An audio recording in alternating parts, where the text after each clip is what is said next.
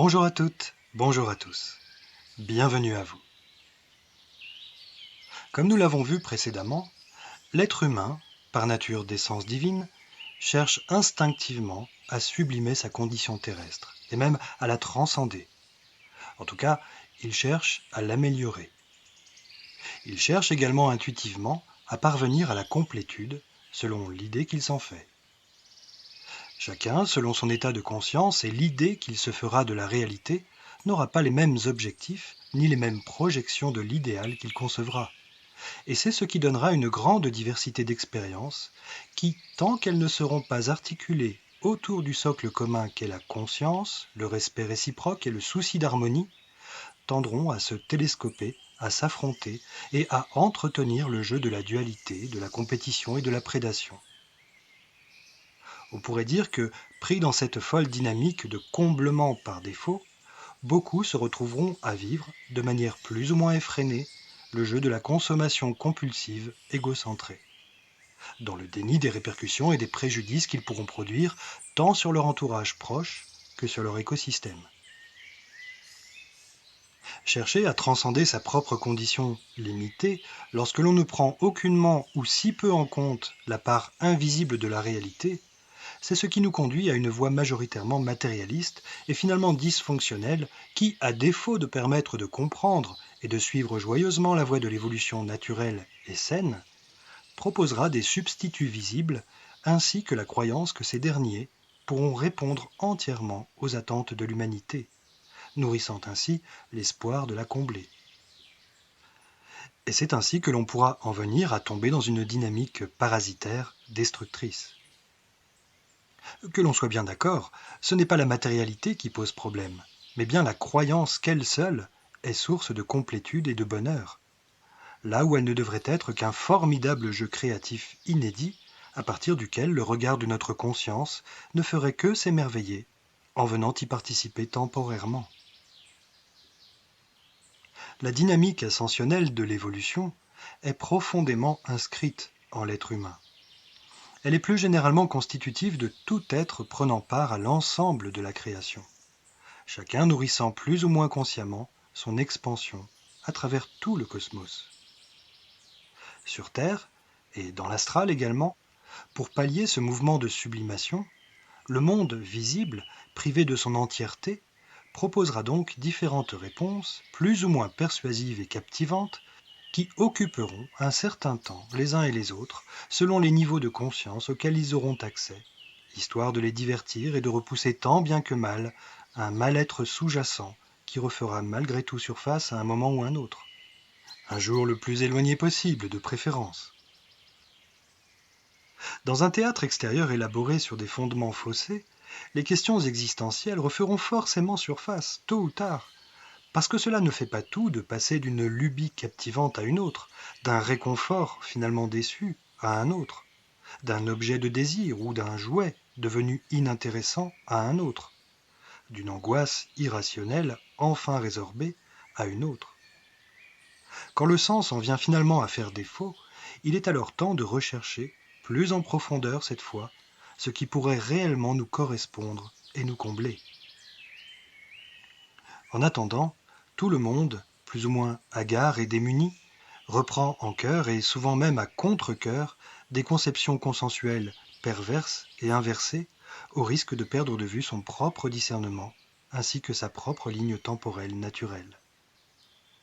Ainsi, par exemple, obnubilés par les miracles que permet la technologie, nous en venons à délaisser et même à ignorer tous les puissants miracles que peut et pourrait réellement produire spontanément notre esprit. Non seulement nous ne sommes pas vraiment sollicités ni éveillés, ni encore moins encouragés à utiliser en conscience les possibilités créatrices illimitées de notre esprit, mais comme en plus le champ de ces divines facultés est éclipsé par la logique technologique devenue prioritaire, nous en venons à nous faire croire que cette dernière, bien visible et en constant progrès, est la seule qui représente et assure la voie de l'évolution. Une fois encore, parce que le constat visible que nous faisons, en l'occurrence celui du progrès qui représenterait à lui seul l'évolution de l'humanité, vient très facilement renforcer notre croyance dans ce sens.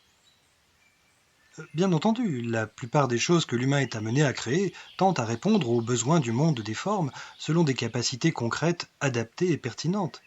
Mais ce serait un tort de croire que cela pourra répondre intégralement aux besoins du vivant, donc à ses propres besoins avant tout.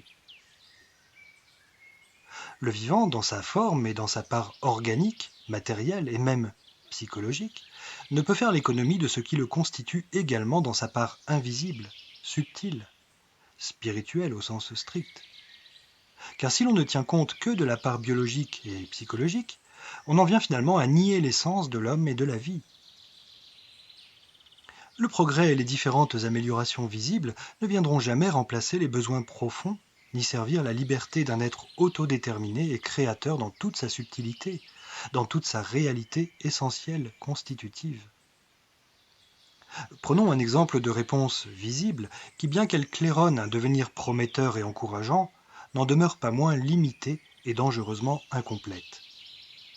La garantie sécurisante qu'offrirait l'ami technologique inconditionnellement dévoué et infaillible illustre parfaitement cette expérience, certes très intéressante, mais ô combien fallacieuse quand la sagesse et la probité ne suivent pas.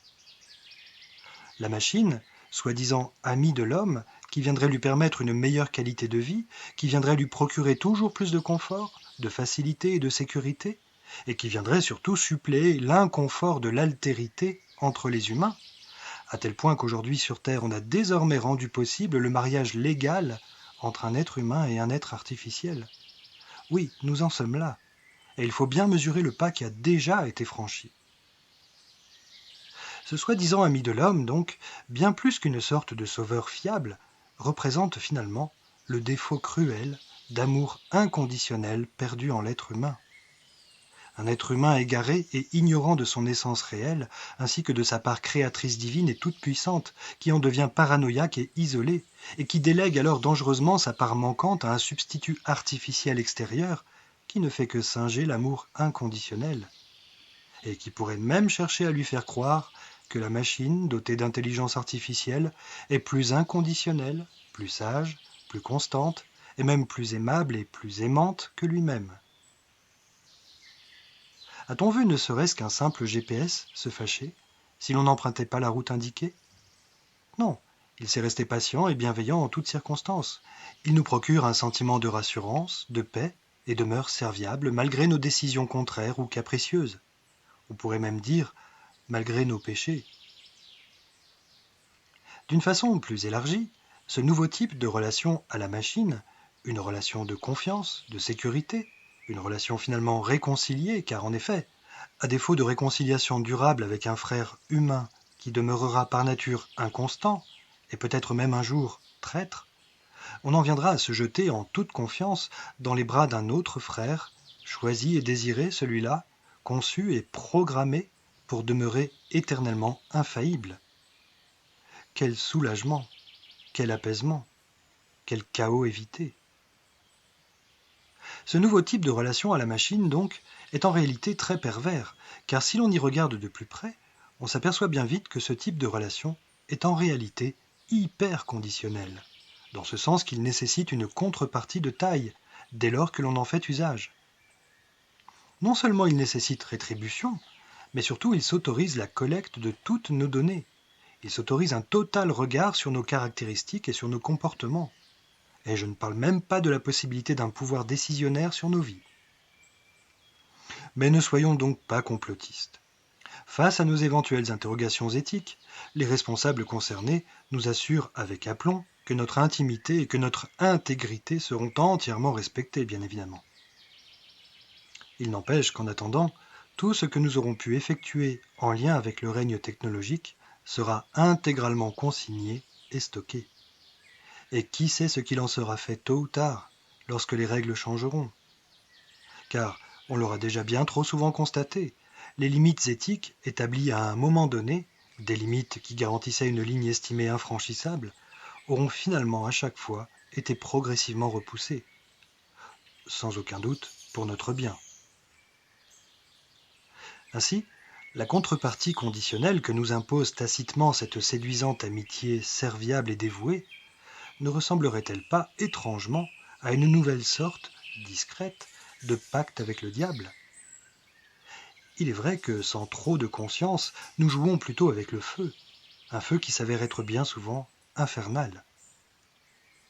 Mais bon, entendons-nous bien, puisque tout cela se produit uniquement dans les affaires du monde visible, fort heureusement, l'âme n'est finalement pas véritablement concernée dans cette contrepartie. Tout ce jeu demeure bien évidemment illusoire, même s'il est très persuasif et qu'il en vient à générer de la souffrance. Et c'est d'ailleurs pour cette raison précise qu'il n'est plus question de l'encourager davantage. La première chose que l'on pourra tirer de cette aventure, c'est qu'il est incontestablement pure folie de déléguer et finalement d'abandonner son propre pouvoir, ses réelles responsabilités, ses connaissances et son savoir-être à des soi-disant spécialistes, vivants ou artificiels, érigés en figures d'autorité responsables, dont on espère candidement qu'ils seront compétents et bienveillants.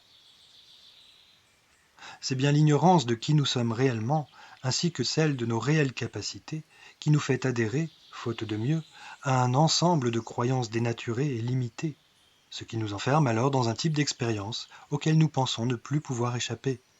Car c'est d'abord d'une cage mentale, faite de croyances et de concepts fatalement réducteurs, que nous nous retrouvons prisonniers. Mais si nous faisions éclater ces croyances et ces concepts limitants, si nous les délaissions pour laisser place à autre chose, à une perception et à une conception tout autre, bien plus élargie, qu'adviendrait-il alors? Cela engendrerait-il le chaos, comme voudrait nous le faire croire l'ancien monde?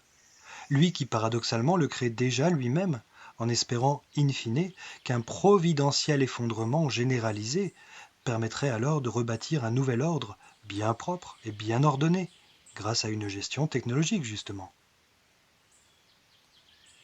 Bien évidemment que tous les anciens systèmes qui représentent l'ancien monde soutiendront de toute leur force et de toute leur angoisse de l'inconnu, que hors de leurs croyances établies, il n'est point de salut, et que ce ne serait que pure folie que de chercher à s'en détourner, c'est-à-dire en réalité de chercher à s'en émanciper, et ainsi de leur échapper. Si c'est en conscience, dans un souci d'harmonie et dans une démarche de respect réciproque, que l'humanité choisit enfin de bâtir sagement ce nouveau monde qui bourgeonne déjà en elle, peut-elle réellement engendrer une monstruosité, et sa perte avec? Si c'est dorénavant à partir d'un état d'être d'unité incorruptible, et plus du tout à partir d'un état altéré et duel, en phase avec un astral dénaturé et corrompu, que tout est clairement redéfini, comment pourrait-on se tromper alors? Comment pourrait-on s'égarer davantage?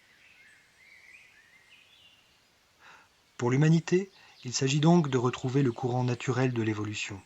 Et pour pouvoir le rétablir, il en va de la responsabilité de chacun de reprendre individuellement les choses en main, en redécouvrant par lui-même la part essentielle d'unité, de laquelle il avait pu lui-même d'abord se détourner, puis de laquelle il aura été détourné jusque-là. Et c'est également à chacun de comprendre qu'il est absolument vain et infantile d'attendre qu'un sauveur vienne miraculeusement tout résoudre à notre place.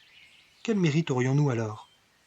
Non, c'est bel et bien à chacun de se mobiliser intérieurement pour faire, progressivement mais sûrement, pencher la balance vers un paradigme de réalité retrouvée. Il ne peut en être autrement. C'est là tout notre défi d'être sur cette planète, même si cette démarche paraît folle et qu'elle demande une grande ouverture d'esprit, qu'elle requiert également une connaissance suffisante de ce qui se joue dans les cieux pour ne plus jamais se faire berner, et parfois même, enfin, qu'elle engage un courage exemplaire pour parvenir à franchir les voiles de toutes les peurs, jusqu'à plonger dans une réalité sienne, glorieuse, qui était seulement devenue inconnue, en tout cas paradoxalement inhabituelle. Certes, l'addition de tous ceux qui continueront à s'éveiller engendrera le nombre qui fera la force, car nous avons besoin de faire basculer ensemble l'ancien monde vers le nouveau, en inversant pied à pied et patiemment le rapport de force entre fausse réalité et réalité retrouvée. Cependant, il ne faudrait pas que ce nouveau monde réinventé ne devienne qu'une pâle copie de ce que nous avons vécu jusque-là, ou plus exactement, qu'il ne soit qu'une amélioration de la façon dont nous avons vécu jusque-là notre relation au vivant. Il ne faudrait pas que l'on bascule dans une idée rassurante d'un nouveau monde, dans une idée fantasmée de la réalité, un peu moins fausse seulement, car cela ne donnerait lieu qu'à un paradigme de substitution qui pourrait alors être très facilement récupéré et orchestré une fois de plus par des opportunistes, toujours les mêmes, sur Terre comme dans l'astral. Pour pouvoir parvenir à manifester ce véritable nouveau monde, il importera avant tout d'abandonner totalement toutes les fausses priorités de l'ancien, tous les faux repères. Et si nous parvenons de nous-mêmes à rétablir une relation saine au monde des formes, il ne sera pas nécessaire de vivre des accidents de vie tels que le chaos ou le dépouillement. Ce n'est pas le monde des formes qui est illusoire, et par conséquent il n'a pas à être détruit. Ce qui le rend illusoire, c'est le regard faussé avec lequel nous le percevons. C'est la raison pour laquelle il importe de prendre de la hauteur pour pouvoir se détacher d'une perception limitée qui donnait lieu jusque-là à un fonctionnement erroné devenant délirant. Ce détachement que procure un état d'être authentique, conscient qu'il ne fait qu'expérimenter telle ou telle manifestation, ne retire en rien l'appréciation heureuse qu'il en fait, bien au contraire. Parce qu'il reste conscient qu'il demeure libre et profondément lui-même en toutes circonstances, il s'amuse alors joyeusement dans le jeu créatif de la manifestation, avec tous ceux qui participent à cette même découverte. C'est précisément ce qui se produit dans tout théâtre manifesté, sur telle ou telle autre planète, dans telle ou telle autre dimension. Et ce qui en ressort au bout du compte, c'est la joie de pouvoir partager ensemble la découverte d'une expérience. C'est également la qualité des liens entretenus, des liens qui unissent éternellement tous les êtres dans un amour inconditionnel, et même absolu. Ici, sur Terre, nous aurons vécu le paradoxe de l'inversion presque totale, expérience ô combien particulière qui nous aura conduit à l'illusion du déchirement, du ressentiment et de la séparation. Dorénavant, nous avons à vivre le rétablissement de la réalité. Il s'agit désormais d'inverser l'inversion. Nous sommes actuellement et précisément ici pour cela. Le défi consiste maintenant à créer ce chemin de rétablissement, d'abord en soi. Et qui cherche ne peut que trouver, d'autant plus que l'aboutissement est déjà là, tout en nous, car c'est la réalité de laquelle nous provenons, de laquelle nous sommes issus, tous, absolument tous. N'est-il pas bien plus agréable de se sentir libre d'expérimenter une mise en situation avec un regard curieux, sain et enjoué, libre de pouvoir la modifier, de la faire évoluer selon ses aspirations profondes et véritables, tout en veillant à respecter l'harmonie du tout, bien entendu. Libre et conscient plutôt que de se sentir contraint à la subir tragiquement, et de plus en plus tragiquement, et qui plus est, dans la plus grande incompréhension.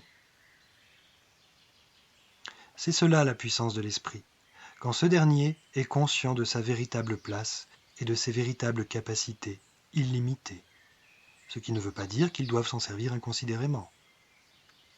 C'est quand il est conscient qu'il traverse l'expérience, qu'il s'en amuse, qu'il en apprend, qu'il s'en émeut, qu'il la modèle, qu'il la respecte, qu'il la sublime, qu'il y exprime son amour, qu'il y imprime son amour, tout en respectant les règles naturelles de ce théâtre et tout en sachant qu'il n'appartient pas pour autant à ce terrain exploré et qu'intrinsèquement il est réellement parfait et éternel, bien au-delà de la forme au sein de laquelle il fait un passage pour venir découvrir la relation qu'il pourra entretenir avec elle.